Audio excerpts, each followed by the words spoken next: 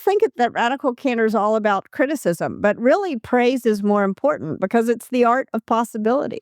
How do you say what you mean without being mean? Kim Scott answered that question with Radical Candor, a book that's been translated into 20 languages and became the #1 most recommended leadership book on Lenny's podcast. She's coached CEOs at Google, Apple, Dropbox, and Twitter.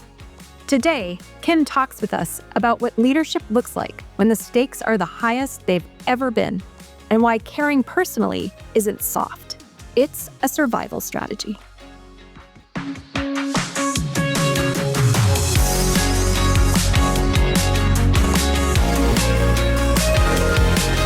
Welcome, Kim. Thank you so much. I'm excited for this conversation. So great to have you. So, Kim, before we get into the meat of it all, you managed a pediatric clinic in Kosovo. In Kosovo, yes. And you started a diamond cutting factory in Moscow? In Moscow in 1990. Yeah. Yes. So what is it about you that keeps you running towards all these hard things? Tell us more.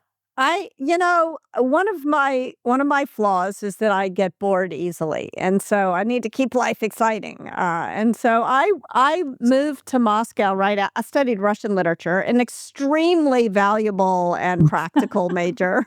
And so what do you do with that? You move to Moscow. So I moved to Moscow, and that was how I wound up, through a friend of a friend, starting the diamond cutting factory.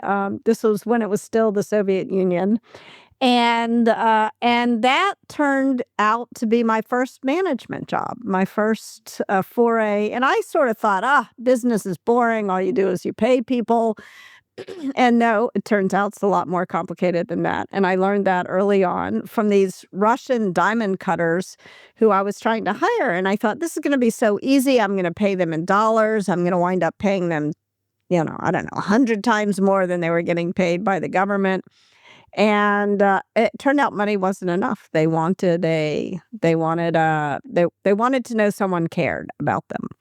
And that was kind of the moment back in, I guess that was 1992, when I was like, management is kind of interesting, actually. And you were very young then. 23 or 24. Yeah. I think that it's really a good idea to manage early. I think a lot of the people who I've met who are great leaders of people are from the military. And I think part of the reason is that the military is very good at leadership training, but also they give people experience when they're super young, leading large numbers of people.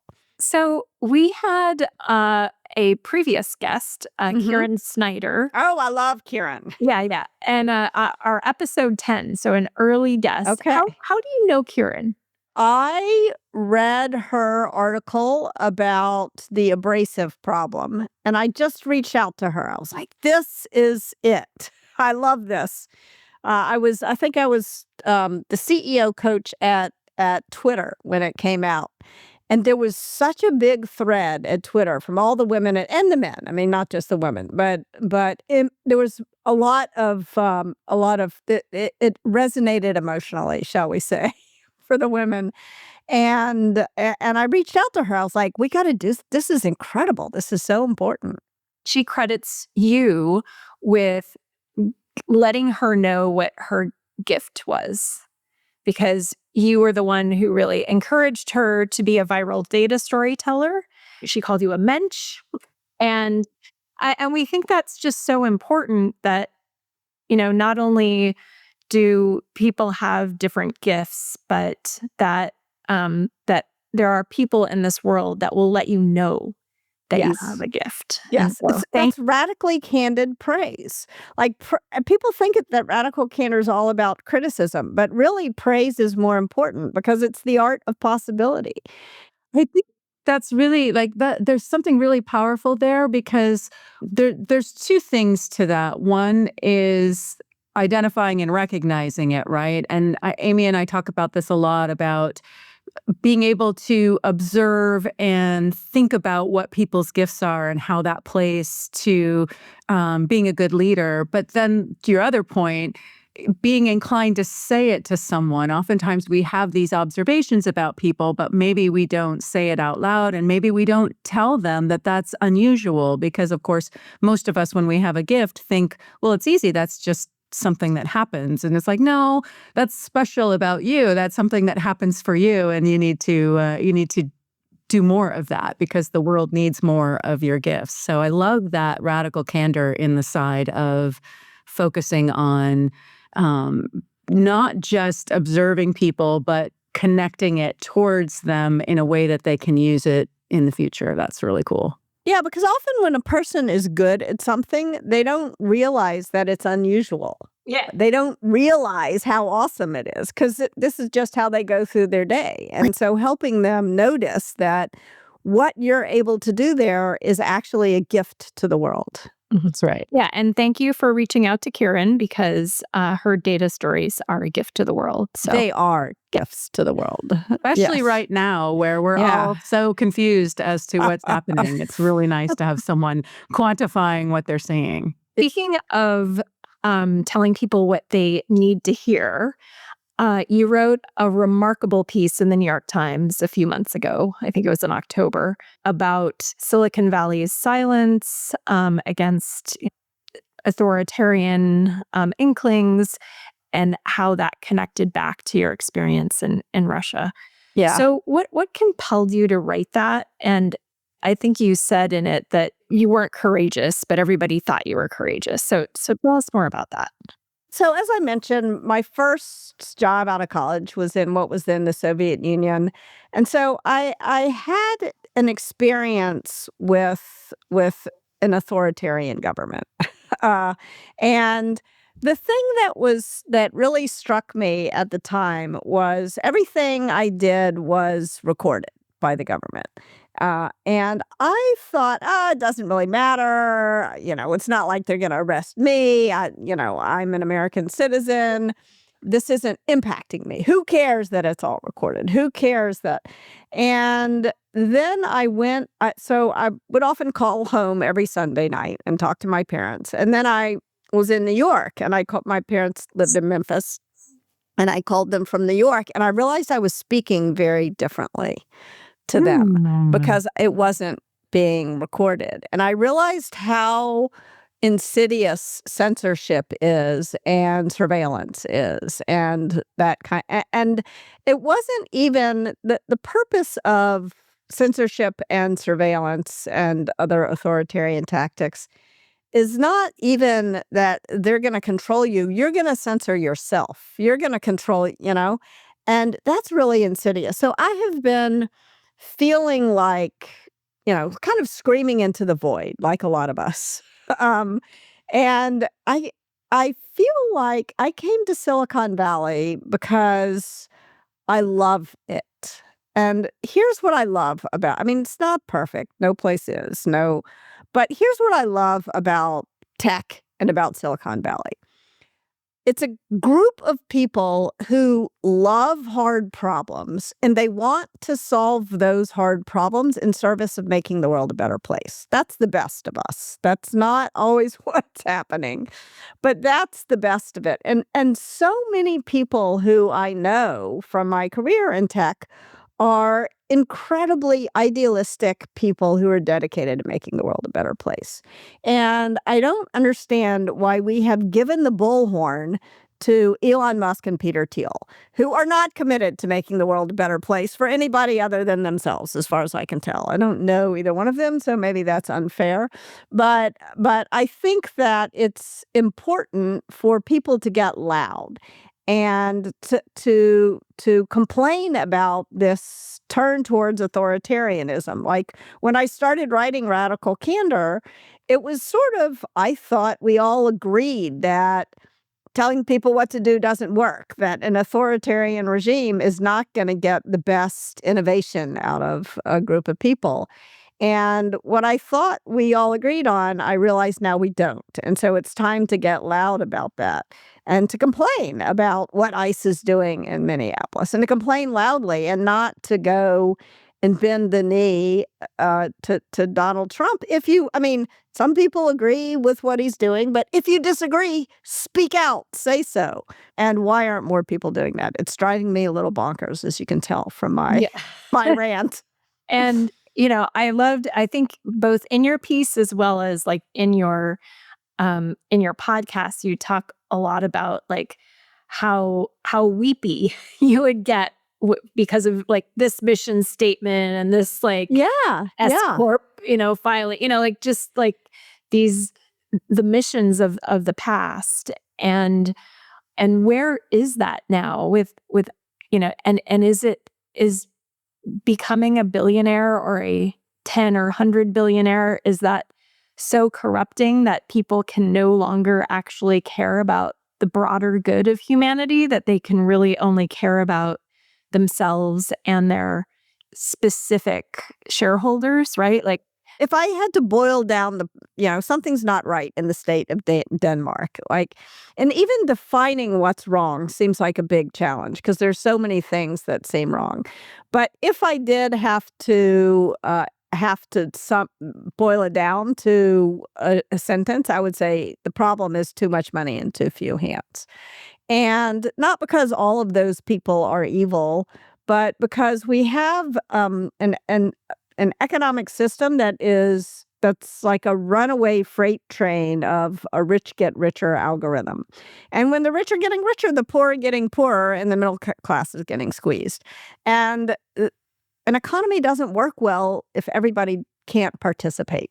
So I think we'll all be better. And this is not the first time in history this has happened. And generally in history, when you have this runaway rich get richer algorithm, three things come along to solve the problem: a revolution, an economic cataclysm, or a war.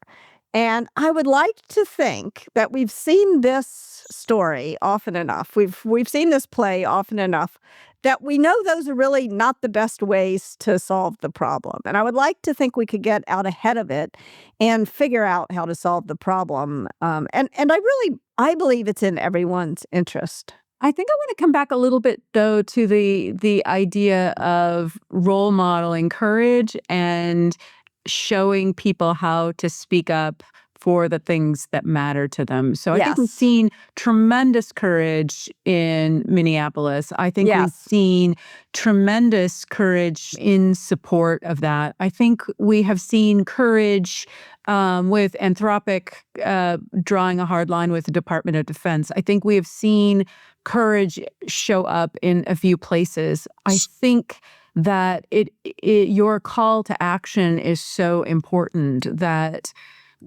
it is really important in this moment that we don't self-censor in a way that starts to diminish our own core values. I think that, to me, is the piece that is so urgent in my mind, is that I think we have to use our voices to not only highlight things that are, counter to the depressing narratives, but also to remind ourselves that grounding in our own values really matters more now than ever before. Because if we allow ourselves to become neutral takes us along into a path that is giving up stuff that's important to us, our own humanity. You can't be neutral on a moving train.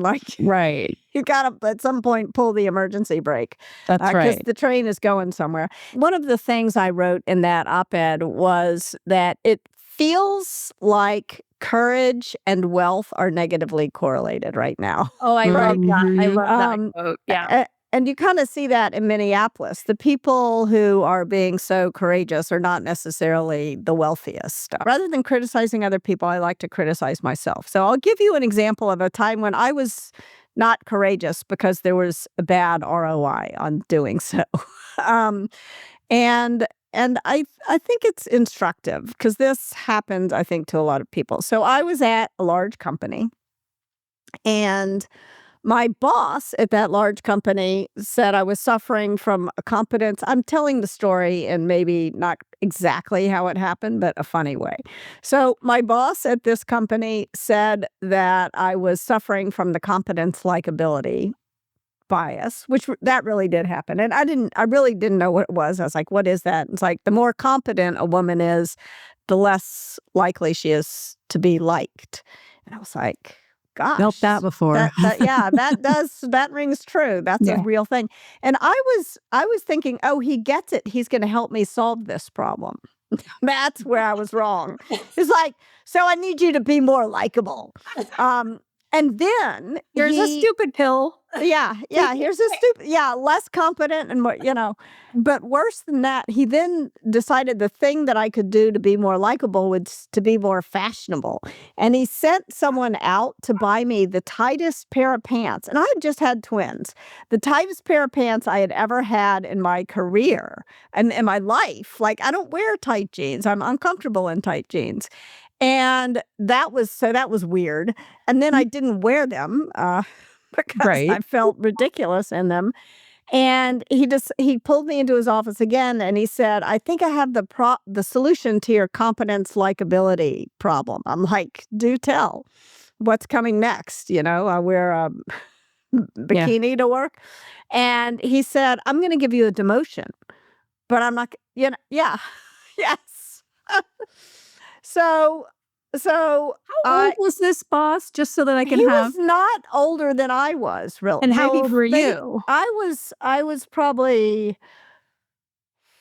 45. Okay, so he wasn't maybe a kid. He was 50, and this was not that long ago. So he was 58. not like no. There's no good reason. Okay, yeah, and so I quit that job.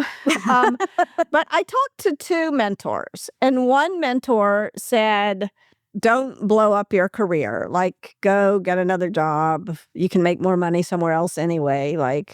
And the other mentor told me that I should sue this $1 trillion company.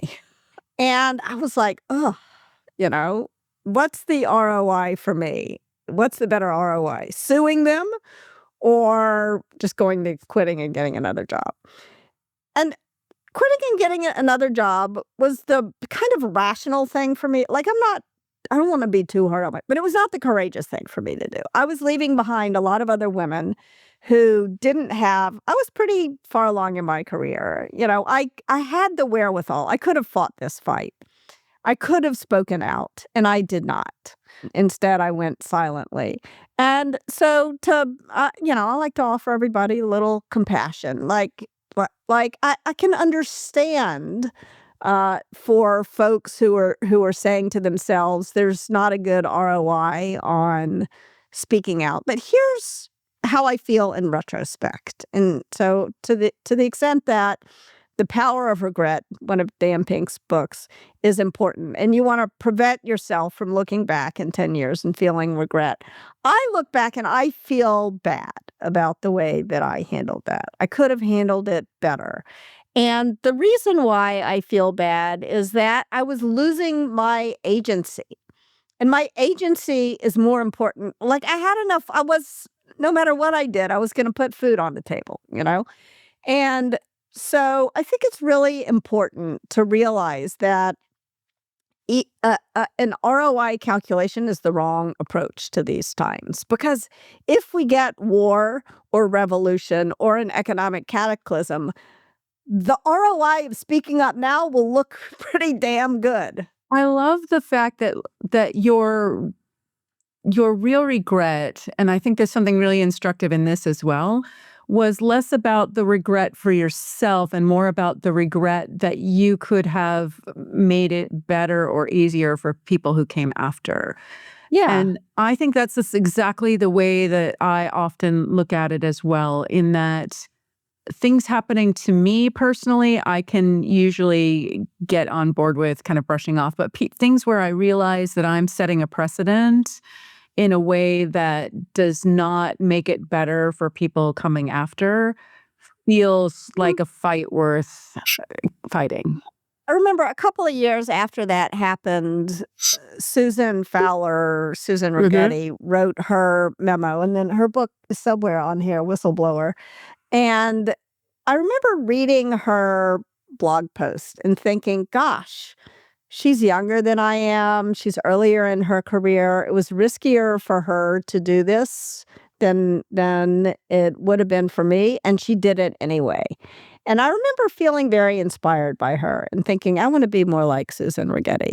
I think we all recognize that when we are brave, when, for the right reasons, when we are brave, I think it's hard to describe the way that improves your own self-esteem and your own dignity. Yeah. I mean, the thing I lost was my sense of agency. I mean, I got it back, and that's expensive. And I want to let's challenge us. Let's not call it courage, because I don't want to call people cowardly.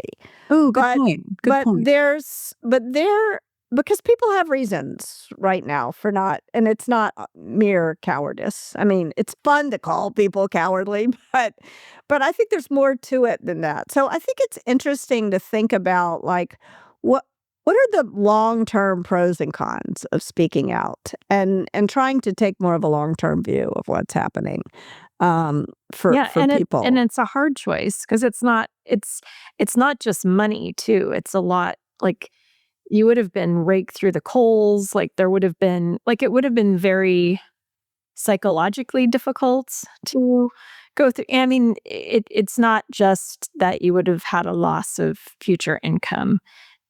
It would have taken a lot out of you. And granted, there's an upside of getting your agency back, but it could take a really long time to get that agency. It's going to cost you something in the short term, probably. I mean, it's not going to cost me anything to write that op-ed, because I'm not a venture capitalist. I'm not trying to invest with those people. Like, there was very little downside for me of doing it.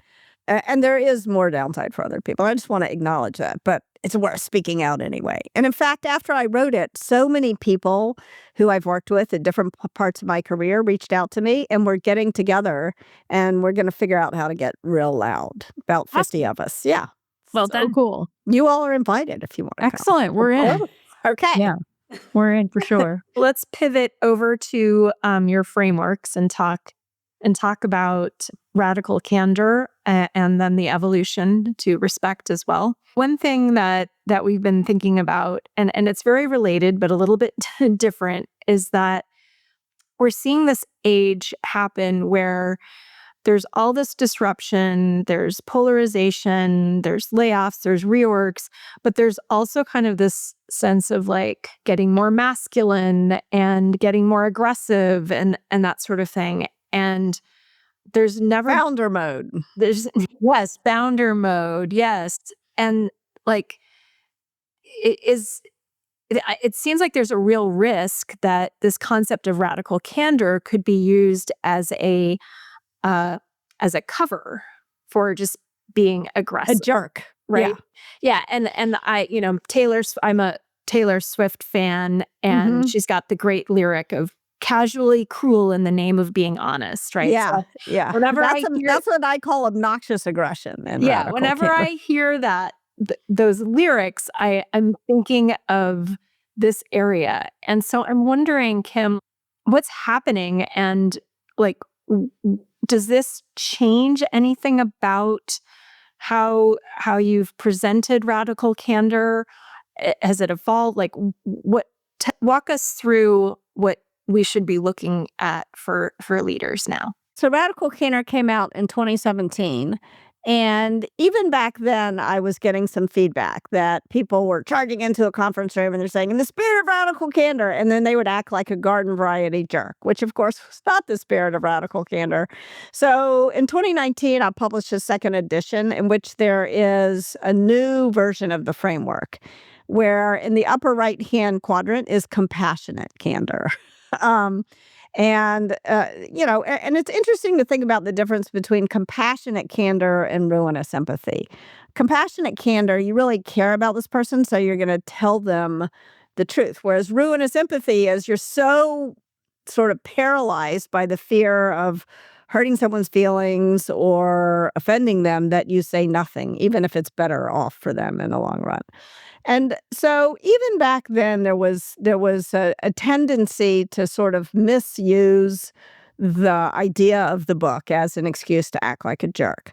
I like to think anyway, if somebody actually read the book and not just the title of the book, that they would understand that care personally is a really important part. But early on, also, radical candor would sometimes get confused with Ray Dalio's radical transparency. And Ray Dalio is all challenged directly, almost no care personally. So I would put that in the obnoxious aggression quadrant. And so that's one thing that I have worked really hard to. I spend time on LinkedIn, and every time someone, I notice someone misusing it that way, I get in and I say something, even if only 10 people have seen that thing. So it's something I care, and I've written about it a lot. So it's something I care a lot about, not allowing radical candor to get misused as an excuse to act like a jerk.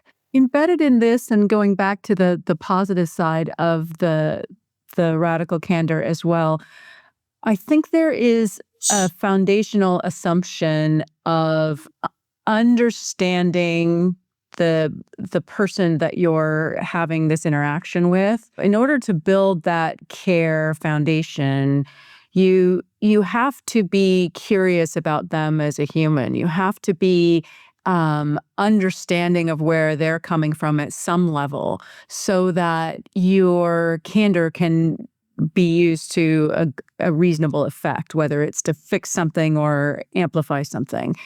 And I wonder if you have some tips for leaders who maybe haven't yet gotten feedback or have gotten feedback about the fact that maybe they are not putting enough energy into that part of the trust building, and having that interest and willingness to figure out who the other person is and how they're showing up. Yeah. I mean, the good news is that this is about these impromptu 2-minute conversations. All I would encourage people to do at the outset is just to notice what's going on for the other person. It can be so, like, the origin story of radical candor happened when I was walking a dog. I was living in Manhattan, and I had just gotten this new puppy, and I loved this new puppy, and I loved her so much that I had never said a cross word to her. And as a result, she was totally out of control. So I'm taking her for a walk. She's jumping all over the place. She jumped into the street right in front of a cab. I pulled her out of the way in the nick of time, and this cab whizzes by, and I'm standing on the street corner with my heart in my throat. And this man, a perfect stranger, looks at me and he says, "I can tell you really love that dog." That was all he had to do to move up on the care personally dimension. He didn't need to know my birthday or take me out to lunch or know my kids' names or anything like that. I can tell. That's all it is. It's noticing what's going on for the person. And then he says to me, "But you're going to kill that dog if you don't teach her to sit." So that's the challenge direct. And then he points at the ground with this kind of harsh gesture and he says, "Sit." Dog sat. I had no idea she even knew what that meant. And I kind of looked up at him in amazement, and he said to me, "It's not mean, it's clear." And then the light changed and he walked off, leaving me with words to live by. So Wow. That's amazing. Yeah, that's what I'm talking about. You don't have to, like, invite all your employees in to lie down on your couch and tell you, but what you do have to know how to do is to just pause and notice what's going on for that person as a human being in the moment. One time I used to take these walks with Andy Grove, who was a neighbor. Ooh, And nice little who's humble brag there. Yes, the CEO. And he said to me that a journalist had reached out to him and wanted to write an article about how to be a good boss, how to be a good mentor in particular. And this journalist had talked to someone who used to work at Intel. And the guy said, Andy Grove changed my life and with this conversation. And Andy was like, I don't know if I should talk to this journalist because I don't even really remember that. But he said, I do remember that this guy and I were on a business trip together and we shared a cab from the airport to the fab. And he asked me a question and I just listened to him and I answered like I just gave him a moment of my time. So much of radical candor is about just being present for these moments. It doesn't actually even necessarily have to take much extra time. It's about these impromptu 2-minute conversations that you're having with people and soliciting feedback. You want to give praise, more praise than criticism. Because you want your job as a leader is to paint a picture of what's possible. So we were starting off at the beginning of this conversation talking about the importance of praise. The purpose of praise is to help people know what to do more of, and often they don't know. And also to have these quick 2-minute conversations where you show the person that you notice their humanity and you're telling them this thing because you want to help them succeed. It's not. It's kind of common sense, and yet we don't want to do it. Not people want to be radically candid, but nobody wants in the moment when you have to have that 2-minute conversation. Nobody wants to really do it in the moment, and it's about overcoming that reluctance because it's uncomfortable. I think that point that you made about not actually remembering the conversation, the number of times people have said that, like you said this thing and it changed my life, and I was like, what thing might that have been? Because Yeah. that feels like overweight to what I might remember. When I was leaving my last role at SuccessFactors, I had a few people say, well, the first week when you met with me, you said something and it changed the course of whatever. Now, that first week, you're meeting with like thousands of people and taking all the notes and all of that. Like your ability to remember what each interaction was is, at least for me, is just really hard. Not gonna be super possible to have that fine-grained memory. But to your point, the ability to take seriously being in that moment and paying attention in that moment and seeking to understand what the other person is dealing with or caring about or feeling in that moment, I think is such an important skill. And I think as we move towards the future, this is a skill that I think everybody should be investing in more, because as we try to support organizations and individuals and ourselves in this moment where there is all of this disruption, taking the time to hear each other and to really reflect back what we're feeling and thinking, I think is really powerful. It's such a hard moment to be a leader. I often am just so grateful I don't have a big operating role right now because it's hard out there right now. And I think that remembering not to carry the weight of the world on your shoulders and to be like you will be happier going through each day if you are open to the people around you than if you're trying to shut yourself off. I remember when I was coaching Dick Costolo when he was the CEO of Twitter, he said somebody came up to him and said, you seem like you have the weight of the world on your shoulders. So there's stuff I want to come up to you and talk about as you're walking from point A to point B, but I don't dare because you look so.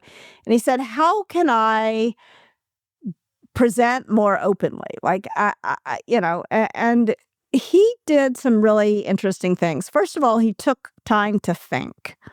And he had a little bit fewer meetings every day, but he took that time to sit in his office alone and think. Because you need to be alone. It's a very extroverted job. So whatever alone time you need, take. And then he would schedule time to walk around with no agenda. He wasn't racing from point A to point B.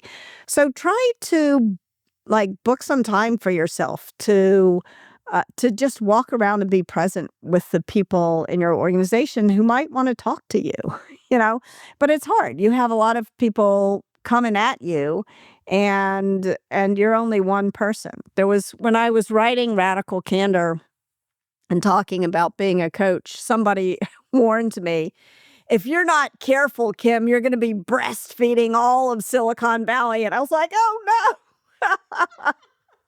And I had twins at the time, Um, so the male leaders out there may not understand how that, but they have the same problem that I had. Like everybody wants a bit of you, and you're only one person. And you can feel really depleted at the end of that if you're not. Yeah, so you got to figure out how to get energy out of the random question that the person asked you. About 2 years in, you made some slight tweaks to the radical candor framework. And then years later, you had another revelation, which led to radical respect. So tell us a little bit about that evolution. What did you discover and what did you want to share with the world? If you write a book about feedback, you're going to get a lot of it. And indeed, I did. Very radically. Yes. And the sort of mistaking radical candor, using it as excuse to act like a jerk was some of the early feedback. But hands down, the best feedback I got about the book came a little bit after that. I was invited to give a talk at a tech company in San Francisco.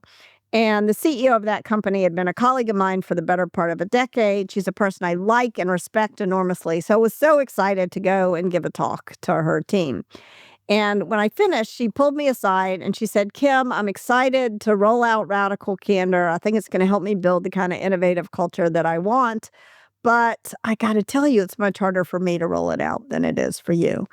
And she went on to explain to me that as soon as she would offer anyone, even the most gentle, compassionate criticism, they would call her an angry Black woman. And I knew this was true as soon as she said it. And I knew how unfair that is. She's one of the most cheerful, reasonable people I've ever worked with in my career. And so there's only one explanation for why people would say that, and that's bias. So as soon as she said that to me, I had 4 different realizations at the same time. The first was that I had not been the kind of colleague that I imagined myself to be, that I want to be. I had never considered the toll it must take on her to have to show up unfailingly cheerful and pleasant in every meeting we were ever in together, even though she had what to be pissed off about, as we all do from time to time. I had never noticed and therefore never intervened on her behalf. And I felt bad about that. So that was number one. That was the first thing and most important thing that I realized when she told me that. But the second thing that I realized was that not only had I been in denial about the kinds of things that were happening to her at work, I was also in denial about the kinds of things that were happening to me at work. And I think it was because I didn't want to think of either one of us as victims, And so I was just going through my career pretending that a whole bunch of things, disrespectful attitudes and behaviors, were not happening that were, in fact, happening. And not great especially for the author of a book called Radical Candor, to realize I was pretending. Not only was I not being candid with other people, I wasn't even being candid with myself. But the third thing I realized was that even less than wanting to think of myself as a victim, did I want to think of myself as a culprit. And the thing I was most deeply in denial about was the time when I was the one who had been disrespectful to someone and making it harder than it needed to be for them to get their job done. And then the fourth thing I realized was that as a leader, I always thought of myself, I'm creating these BS-free zones where everybody can do the best work of their life and build the best relationships of their careers. But because I was so invested in that narrative, I was failing to notice when BS was happening, when people were being disrespectful. And so I wasn't doing as good a job as I could have done building the kind of culture I wanted because I was so reluctant to notice disrespect when it happened. And that was what caused me to write Radical Respect and to think about what are the things first of all, what gets in the way of respect? And by respect, I mean the unconditional regard that we owe each other for our shared humanity. I'm not talking about, respect for a skill that you have to demonstrate, but something that is everybody's birthright. So what gets in the way of that kind of respect? And what can we do as leaders? What can we do as upstanders or just observers, colleagues? What can we do when we're the person who is disrespectful? And what can we do when we've experienced disrespect? What are the different things we can do to try to make it better? One of our big topics for this show is the area of AI transformation, and in particular, how not just the technology side of it, but the human side of it, and what's needed in terms of leadership, in terms of skills, all of that. And we think you have a really cool position as a coach and and mentor of so many leaders. And what we'd really like to understand from you is, how are you looking at what leadership qualities are going to make it and which ones are not going to make it? I think it's important to talk about leadership skills, not leadership qualities, because a quality, at least to me, feels like something I'm born with, whereas a skill is something you can learn. And I really do believe that leadership is about a series of skills that you can learn and that anyone can learn, actually. I mean, not everybody wants to, but anyone who has interest can learn.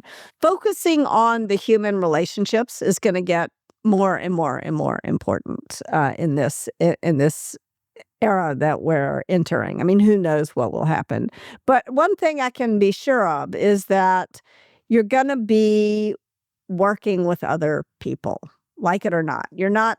I don't think robots. Yeah, I don't think, or you're not, and the robots will be taking over, and then you're going to be playing with other people, maybe. So either way, you're really gonna need to understand how to work with other people if you're going to be a leader of people.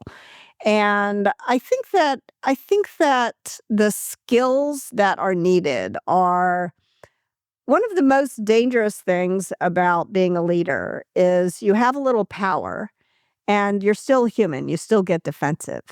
And there are few more dangerous combinations than power and defensiveness. And so I think that one of the things that leaders can learn how to do is to solicit feedback, to really find out what's happening so that they're not the last to know, because they're very likely to be the last to know if they don't solicit feedback, and to reward the candor when they get it. And the big problem there is that and when I say solicit feedback, what I really mean is you're soliciting criticism. You're soliciting bad news and criticism about what you are doing wrong. And you're going to feel defensive, and you're going to have the power to smack that down, and learning how to lay that power down and reward the candor when you get it. It's not enough not to get defensive. You actually have to reward it. And I think AI can help. People hate role plays. Nobody will do. I mean, I shouldn't say nobody, but very few people, especially leaders, will engage in a role play. It's awkward. You make yourself vulnerable, but you can practice with AI, actually. And people will. We've built a radical candor role play agent, and that has been actually quite interesting to see how people engage with that. And for those role plays, is it like, give me some examples of what is types it just of role like play? a chat? So or is it, are you like actually having the conversation, like the full conversation? It can be oral. You can have it orally, or you can do it over chat. So it's called Compass. I'll send you a link to it. People are like, I think I was a jerk in that meeting. So tell me I was a jerk in that meeting, and help me practice responding well to you telling me I was a jerk in that meeting. So it does require a little bit of awareness. We haven't yet gotten people engaged. What we could do is say, here are the top 10 things your people are probably saying behind your back. Yeah. Practice hearing them, We can also get people, the other way that people will use it is we encourage people to write down if you say, do you have any feedback for me? You're wasting your breath. I can already tell you the answer. Oh, no, everything's fine. So write down the question you're going to ask so you can tell the AI a little bit about the person. And then you can ask the question, And the AI will say, well, that's going to, for what you've described about this person, that's going to feel too aggressive. You need to, say it a little bit more gently or whatnot. And I think back to your other point is figuring out how to encourage people to want to build these skills, right?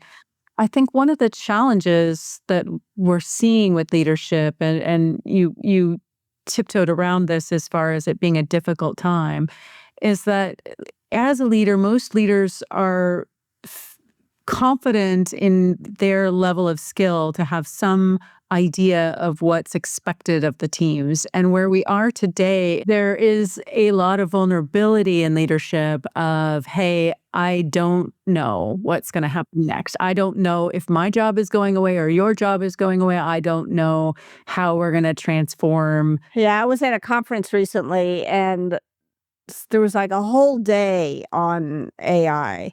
And I can summarize that whole day very succinctly. We don't know what's going to happen. That's it. So I think when you're leading with this much uncertainty, how do you get stuff done? And I think the important thing to remember is that you have a team of people and they know things you don't know.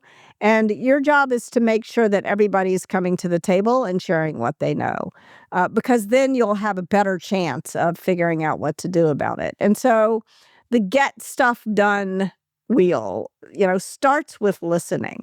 Make sure you're using those one-on-ones that you have with folks to really listen to them, to understand what's on their mind. This is not the time for you to give feedback. It's not the time for you to tell them what to do. It's your time to ask questions and listen. Let them, because new ideas are so easily squashed. And so this is a time to help people clarify their new ideas. And then you want to make sure that you're really helping them clarify those new ideas before they get put into the rough and tumble of debate or discussion. And it's important also, I think, to remember the difference as you're creating a culture of debate on your team, because that's how you're going to get to the best answer. But there may be a little noise, a little friction, but if you put your heads together, if you collaborate, you're gonna better navigate the unknown than if you're all on your own pulling in different directions. But a big part of creating this culture of debate is making sure that you're clear in your mind and that you help your team be clear in their minds. The difference between criticism and debate. Criticism needs to happen in private. Debate and discussion obviously need to be in public. I want to bring forward kind of like a specific scenario that's happening right now. We're experiencing this SaaSpocalypse, right? And one of the things that has recently happened is that Workday has brought back the founder, Anil Bushri, to be the CEO. And everyone's like, oh, yay, yay. This is the time when you need a founder because only the founder can really have clarity of vision and get everybody to do the new thing. And so what Meg and I have been discussing is that basically these SaaS companies, they need a top to bottom change, right? They need to re-architect, they need to change their go-to-market, they need to change their pricing, they need everything needs to change with their thoughts of what the competitive mode is, everything needs to change. Anil's a smart guy, but he's not God. He doesn't know everything. And so if he were your coaching client right now, what would you tell him to do to make the stock go from $129 a share back up to $300 or whatever it was supposed to be? Yeah. I think the first thing I would say is you are not your stock price. I would spend some time arguing with him about this. That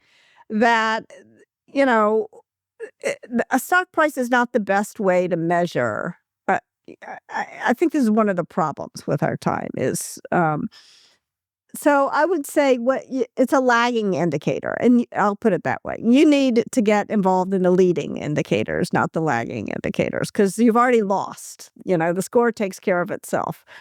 And so the first thing I would do is I would encourage him to really understand other people's ideas, like not to come to the team with his vision, because he doesn't probably know all the as much as he needs to know about what's happening right now. So he needs to understand other people's ideas and get excited about other people's ideas. He needs to start working beside people. I think both Larry and Sergey came back to Google, and I think it really helped energize people, but not because they had all the answers, but because it was fun to work with them. I will say, like when I was at Google, it was really fun to work with both of them. And their attention on the details of what people were doing, like made people sit up and take themselves more seriously. And that was Steve Jobs used to do that. He would show up at the cubicle of some engineer who had just been hired out of college, and he would ask them about some detail of their work. And he wasn't going there to tell them how to do. He was really curious. He wanted to learn from them. The idea of the technical assistant, so realizing that you're coming in to have a dialogue, not a monologue. You're not. I think if he thinks he's going to come in with all the answers and drive the stock price back up to 300, he's already lost. That's the first thing I would say. And there was a moment when I was at Google and we were changing a part of the front end of AdWords, and that was 99% of Google's revenue. And the team wanted to do it one way, and Sergey Brin wanted to do it another way. And Sergey was like arguing with them, and they were arguing back. And finally he said, okay, just put 5 engineers. Just try my idea, and you can try your idea, and we'll see which one works out better. And they didn't want to do it. They were arguing of why that was a bad idea. And finally, he kind of banged his fist on the table, and he was conceding, but he was like, if this were an ordinary company, you'd all be doing it my way. But thank God this is not an ordinary company. And he let them get their way. Steve Jobs made a really important decision at Apple, but he didn't make it. He actually allowed himself to be overruled on what he wanted, and it was a make or break the company moment.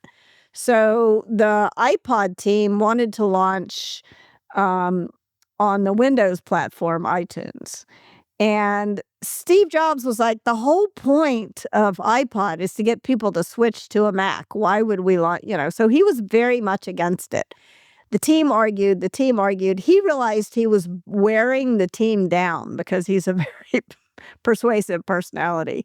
And so he said, let's switch roles. So he took on the role of arguing, against his own position, arguing for launching iTunes on the Windows platform. And the team argued against it. And eventually he realized they were right. And the rest is history.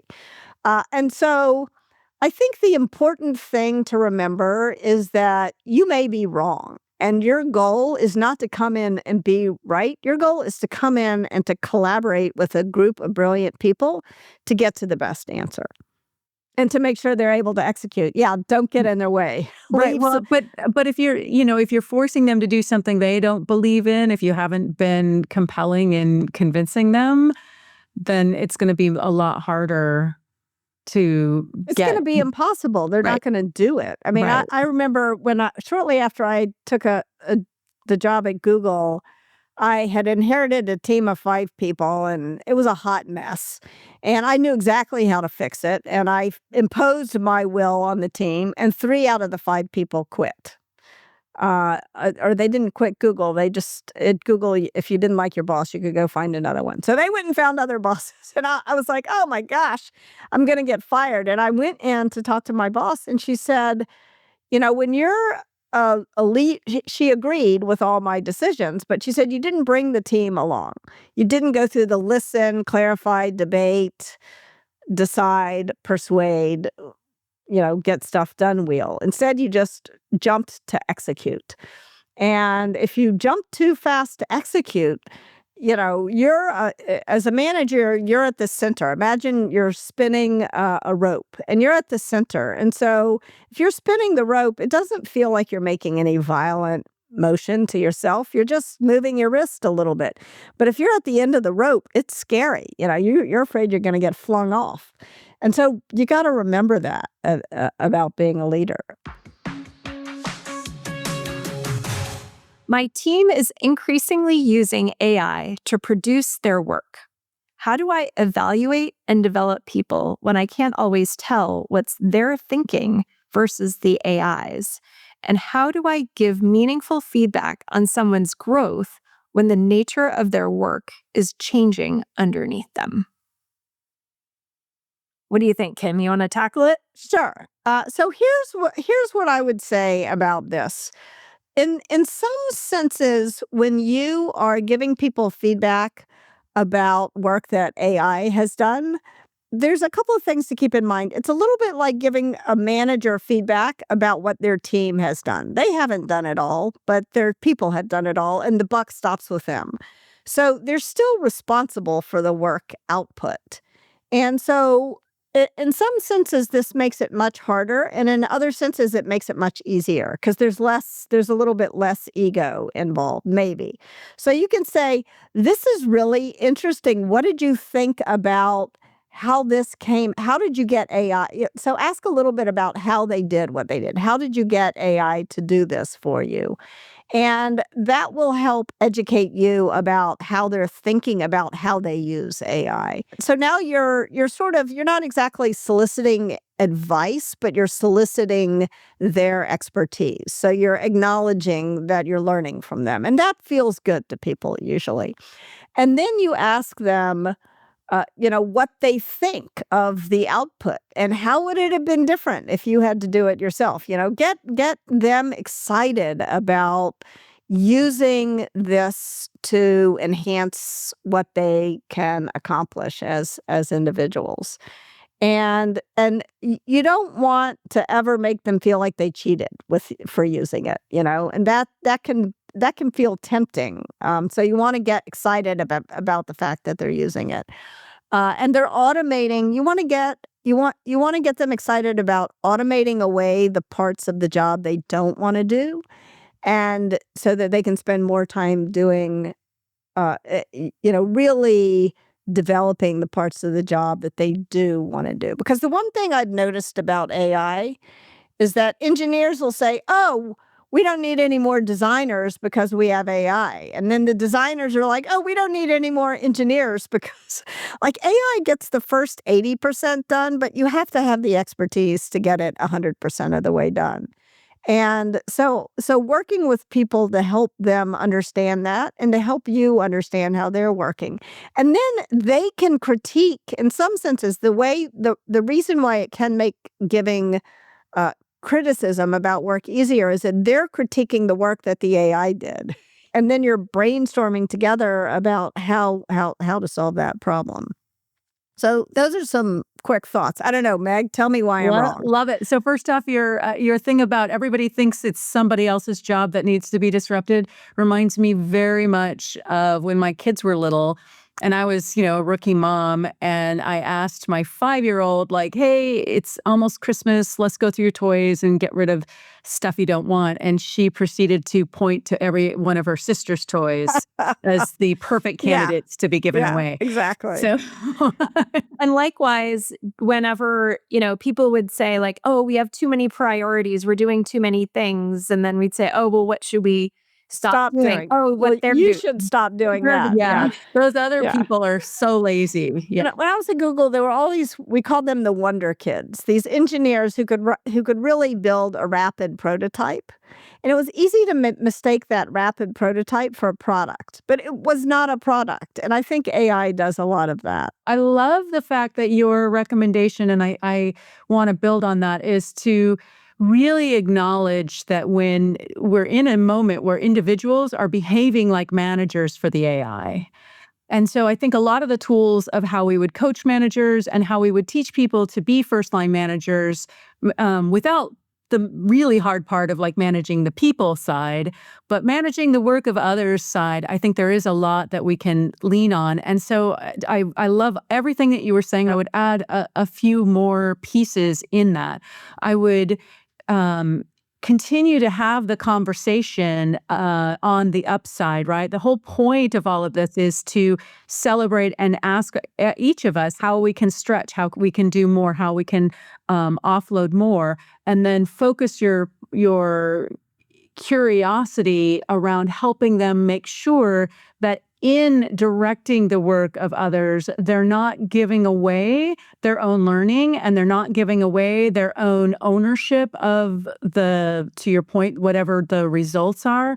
And more importantly, to understanding it. And so this is often what happens when people maybe become won-over managers for the first time, and then they kind of lose the plot, and they'll end up in a meeting, and somebody will say, well, how is that happening? And they will not have built for themselves the tools to understand it at enough depth that they feel confident to be questioned about the work of their teams. And so I think it's all of that skill building. That's a great parallel, Meg. I really love that. Yeah. Yeah. And there's so many mixed messages of use AI or you'll fall behind, or don't use AI because it's cheating, right? Like, and like both of those are coming together. But obviously the use of AI is really important. And I loved how you put it, Kim, that it's just really about that curiosity, making sure that your team members know that you're deeply interested in what they're learning and exploring and what they're producing and how and why and like what's making them tick, and to be aware, like Meg said, of where are we starting to lose a little bit of our own grasp, and being really vulnerable that this could be happening to ourselves as well. Like it's not just our team members, but it's us as well, right? When you become a manager of managers, you still need to be able to get 2 layers deep into the work. You need to understand at a depth. You're not going to know everything, but you need to be able to spelunk. And I think with AI, we all still need to be able to spelunk. But if you think, if you can make this promise and uphold this promise. I think at this point, though, the AI is getting better and better at doing the higher level tasks. So it's not just the boring stuff. Like AI can actually do a better job of solving problems and writing your paper and your specs and like all of the like cool stuff, right? But let's figure out what we can do that it can't do. What I can do that it can't do is have a real human conversation with someone. All right. Are we ready to wrap up? I think so. Yeah. I'm ready, although I'm not ready. I love this conversation and I'd love to keep talking. I know. It's so fun. Much. This has been just delightful. We really appreciate having you, Kim. And we absolutely want to join your group of people that are using our voices to help out any way we possibly can. Your books, Radical Candor, Radical Respect, showing here, as well as your podcast, your Radical Candor podcast, which is amazing. Anything else? compass.radicalcandor.com. Getting AI to write the feedback and send it in an email is a disaster. But getting AI to help you prepare to have a real human conversation is actually quite useful. Thank you so much, Kim. I am so excited to see where this year takes us. So let's invent the future together, everyone. I believe in us. Let's make every day count. Let's be radically candid.